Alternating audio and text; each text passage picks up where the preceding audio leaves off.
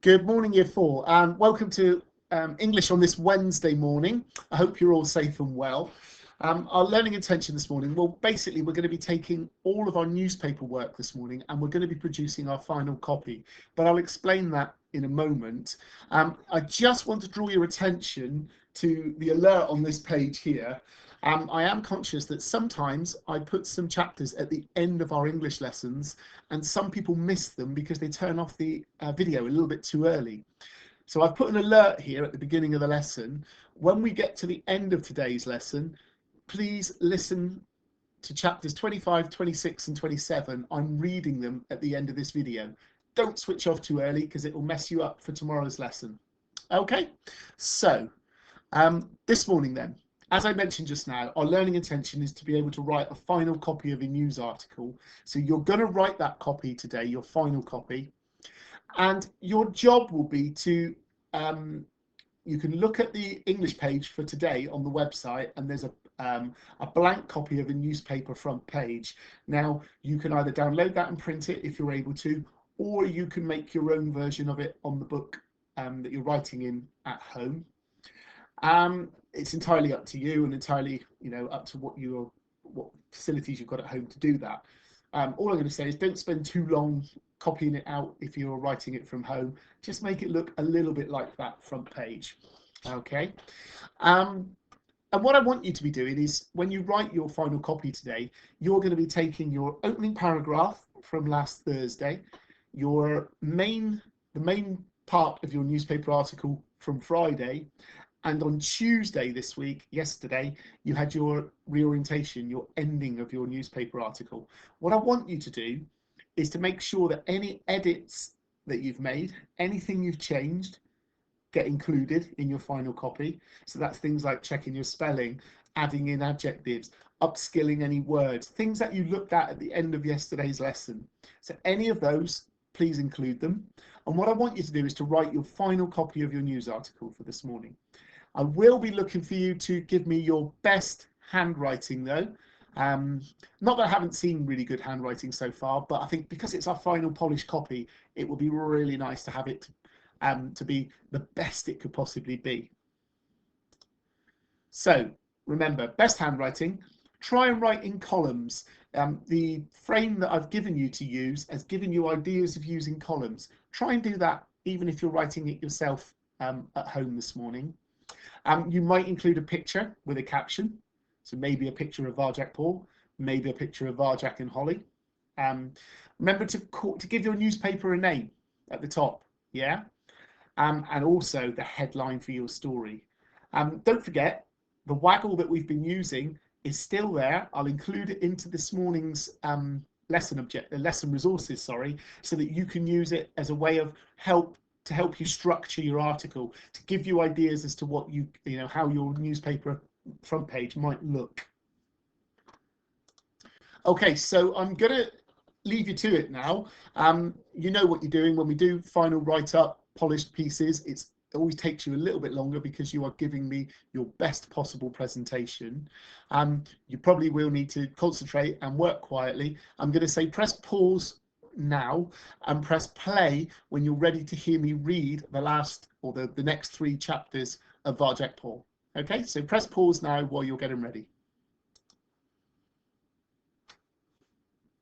Okay, so I'm going to read you chapters 25, 26 and 27 of Varjak. If you wanted to follow on with me, then you'll find chapter 25 on page 177 of the ebook, or alternatively, you can just sit back and listen to me read to you. Okay, so I'd suggest you press pause if you want to find where it is in the ebook, and play when you're ready to listen and follow.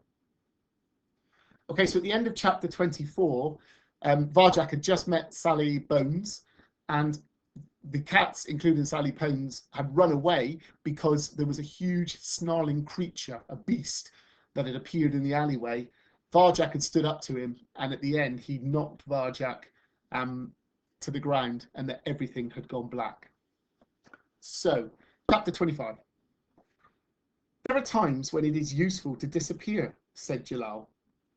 Varjak was back in Mesopotamia, where the air smelled like cinnamon and tasted of ripe dates. He smiled. It was good to be back. Whatever happened in the real world, there was always Mesopotamia in his dreams. Jalal stood behind him in the shadow of a wall, and then he was gone. Jalal, said Varjak. His ancestor had disappeared. Even his scent had gone. Jalal the Poor, that am I, said the old cat's voice, but all Varjak could see was a shadow at the base of the wall. Varjak shook his head. That's impossible. But Jalal appeared again, right next to Varjak. Nothing is impossible. Maybe it's possible for you, but I'm not you, Jalal. I just can't do these things. I can't go invisible or talk to dogs. Believe something is impossible, said his ancestor calmly, and you will surely fail. But believe in yourself, and you can do anything. Varjak thought about pigeon hunting with Holly. She believed it was impossible, but he felt sure they could do it if they could just find the right way. Maybe this was just the same. And here was Jalal himself, offering to show him the way. Wasn't it worth trying, and trying, and trying again? He nodded. Teach me, Jalal. Shadow walking is the sixth skill, explained the old cat.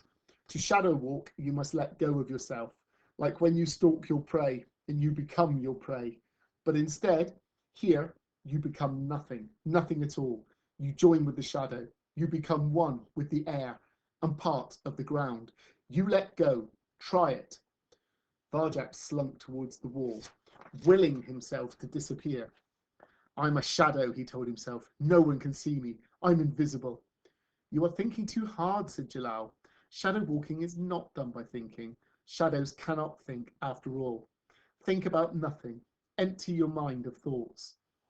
Varjak tried to think about nothing, but found himself thinking about nothing. He tried to empty his mind, but his mind was full of images of emptiness. Now you are trying too hard, said Jalal. Perhaps it is too soon. You must know yourself, be sure of yourself, before you can let go of yourself. Do you know who you are? Varjak frowned. What do you mean? Think about it, Varjak Paul. Jalal disappeared into the shadows. Think hard, for your life depends on it. Chapter 26. Varjak woke. He was sprawled on the ground in the alley. His shoulder screamed with pain. Holly was gone. The bristly, barking monster towered above him, its foul breath in his face, its big red tongue lolled out, glistening hungrily. It looked like it was getting ready to eat him. He was wrong to trust his instincts. This creature was worse than a dog. It was the most terrifying monster in the world. He had to do something. Shadow walking, the sixth skill. Think about nothing. Empty your mind of thoughts. Varjak concentrated. Nothing. Nothing. Nothing. But it wasn't that easy. The pain in his shoulder filled his mind. He couldn't do it. He couldn't shadow walk. Varjak looked up desperately at the narrow brick walls of the alley. It felt as if they were closing in on him. If only he could get to the ledge. He tried to stand up, but it hurt too much. There was no escape now. It was all over. The monster's drooling mouth opened wide. Cludge, it said in a deep, deep voice. Varjak stared, helpless. It blinked, those cloudy eyes. Then it licked itself once. Cludge, it repeated. Varjak scratched his ears, not quite sure what he was hearing. Is that your name? He said. Cludge. It panted. A shy smile appeared at the corner of its mouth. Cludge, it affirmed. Varjak smiled back. Maybe Cludge wasn't going to eat him after all. Varjak, he said. I'm Varjak. Varjak. Varjak. Varjak. That's right, Cludge. I'm Varjak. Varjak. Varjak. Varjak, barked Cludge. You've got it. Varjak. Varjak gingerly shifted his weight onto his front paws. His shoulder twinged, though not as badly as before, and he flopped back onto the ground. Cludge reached down to lick the wounded shoulder. His big black eyes were cloudy with worry. Sorry, Varjak, he sighed. Didn't mean to hurt. That's okay. I should have run like the other cats. Cludge was scared. Varjak not scared. No, he smiled. He was beginning to like this great big creature. Kludge looked fierce, but he seemed gentle inside. Kludge alone, he sniffed. Everyone run from Kludge. No friends. Varjak looked into Kludge's eyes again. He could see it all in there. He recognized it. His pain, his fear, his loneliness. It's all right, Kludge, he said quietly. You're not alone. We'll be friends. You and me. Friends, panted Kludge. Varjak, Kludge, friends. Varjak grinned. Friends, he said. He tried to stand up again. This time, his shoulder took the weight. Friends, barked Kludge. He wagged his tail. Varjak, Kludge, friends, friends, friends. Varjak Paul, said a gravelly voice. This is a first. I've seen a lot of things in this city. I've even seen you hit Razor. But this is truly something else. Holly jumped down from the wall. You did it. You talked to a dog. She shook her head. It's incredible. It's unbelievable. It's a dog, said Varjak. Kludge barked. Yes, a dog, said Holly, keeping a safe distance from Kludge. What do you think it is? But he's not like the other dogs. What other dogs? You know, the metal ones. Holly looked baffled. I've never seen a dog like that. In the distance, a monster shrieked and roared. Those ones, said Varjak. The dogs that make that noise. Holly shook her head. That's not a dog. That's a car. A what? Car, barked Kludge. Cars are fun. Kludge chase cars. So they weren't dogs, said Varjak. Let me get this straight, said Holly. All this time, you thought you were talking to dogs. What you were really doing was talking to cars? Varjak frowned. He was confused. The metal monsters were dogs. He was sure they were. But had anyone else ever called them dogs? No. Now he thought about it, he'd never known for certain what they were. He'd just assumed they were dogs because they fitted the Elder Paul's description from the tales. They filled his heart with fear. They had foul breath and a deafening sound. And they looked strong enough to kill a man.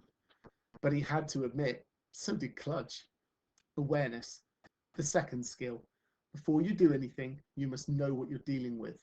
Assume nothing, be sure of the facts. That was exactly what he'd failed to do. He'd almost killed himself trying to talk to a car. A beginner's mistake, not the kind of mistake a cat who knew the way would make. He couldn't make it. He wouldn't make it now, and he was sure Sally Bones wouldn't either. Holly giggled. What's so funny? Varjak demanded. She pulled herself together, but only just. You, she said. Cars aren't even alive, you moron. You can't talk to a car. You didn't think I could talk to Kludge either, reasoned Varjak. Kludge only talk to friends, said the big dog. See, said Varjak, maybe cars only talk to their friends too. Holly couldn't control herself any longer. Her whiskers started to twitch. Her body began to shake. And then she cracked up completely. Laughter streamed out of her and flew around the alley like a flock of birds. It was everywhere. It was contagious. Kludge rolled about on the ground, yelping and panting helplessly. And then Varjak found himself laughing too. He couldn't help it. He had to join in with them. It was a good feeling, light and free. He saw it all now, how he'd got it wrong. Of course, cars weren't dogs. Kludge was a dog. Kludge was a dog? Varjak stopped laughing. Kludge was a dog. With a dog, he could still save his family from the gentleman and his cats. If only there was time. Kludge, I need your help. I need you to scare a man. Can you do that? Kludge stopped yelping and became very serious. He drew himself up to his full height and bared his yellow teeth. Holly's laughter tailed away at the sight.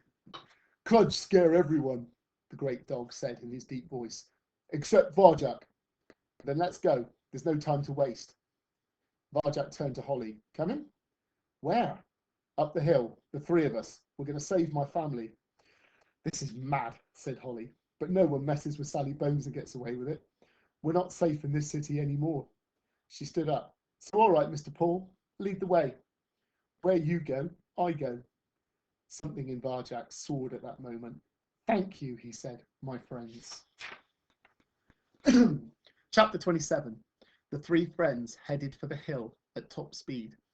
Varjak explained about the gentleman and his black cats on the way. He hoped he wasn't too late. With the elder Paul gone and father in charge, What would the family do when they faced the gentleman's cars? What would the gentleman's the gentleman's cats? What would the gentleman's cats do to them? Anything could have happened. After all the time he'd been away, the house would surely be different. Those pictures in his head, the red velvet armchair, the china feeding bowls, they might not even exist anymore. He was sure of only one thing. They'd have to climb the wall to get in, and Varjak remembered it as the hardest climb of his life. Thunder growled above the city as they reached the foot of the hill. The sky was violet with the threat of another storm.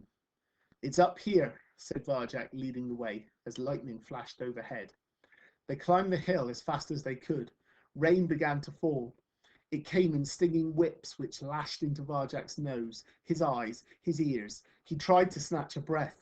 Water filled his mouth, surged down his throat. He choked on it, but kept going up the hill. 1 step, 2 steps, 100, 1,000, whatever it took. The moon stared down at them, a sullen, one-eyed sentry in the sky. "Give up," it seemed to say. "Give up and go away." Soaked, straining, panting for breath, they reached the top of the hill as the sky shattered in white light. What Varjak saw there made his fur prickle. A little stone wall stood before them, half the height of any in the city. It looked old and crumbling, as if it had been neglected for a long time. Another blast of thunder rocked the earth. Varjak shivered. Could this really be the same wall which enclosed the world he grew up in? The wall that once seemed so high and impossible to climb? Was this the place he had left, or had everything changed while he was away? There was a door in the wall. He pushed at it. It wouldn't budge. It was locked.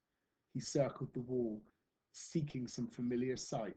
A lightning flash revealed the cracks and fissures in the stone where the wild moss grew. At the top of the wall, he would see the gnarled upper branches of some stunted old trees. And there was that single tree which had fallen down the night he left home. Varjak touched its wet bark and smiled with relief. He recognized it now. Of course, it was the same. The place would never change. It was him who had changed. "This is it," he shouted happily above the thunder. "There are trees inside. We can climb down." "I'll go first, and Cludge, what's wrong?" Cludge was shaking. His eyes were cloudy with fear again. "Can't climb," he stammered. "Cludge, can't climb." Varjak stared at the huge, powerful dog in disbelief. "You can't?" "Of course he can't," snapped Holly. "Everyone knows dogs can't climb. We'd be in big trouble if they could. Isn't there another way in?" "Dogs can't climb?" "No, they can't," said Holly. She frowned. "This is the only way in, isn't it? I can tell from your face." It felt like falling through the air and never landing. They were so near, but that wall, that old stone wall, stood in the way once again. "Cludge, sorry," said a small, scared voice beside him. "Want to help, Varjak?" Lightning flared up above. Thunder cracked. Rain streamed down Varjak's face like tears. But it was strange. The storm didn't scare him as it had before. Instead, it seemed to enter him from whiskers to tail, filling him with its own wild power, so that he and the storm became one. There was no turning back now. With or without a dog, he was going to find his family. "It's all right, Cludge," he said. "You wait for us here. Come on, Holly, let's go inside." They left Cludge cowering under the tree. The 2 cats stormed to the top of the wall. They clambered over the edge and down the other side, through a tangled maze of twisted branches. Silently, they stole into the garden. They padded over the wet grass and up to the cat door. "This is it," whispered Varjak as they slipped through. "This is the Contessa's house." And that's the end of chapter 27. I'll see you later on. Look forward to seeing you tomorrow. Take care. Goodbye.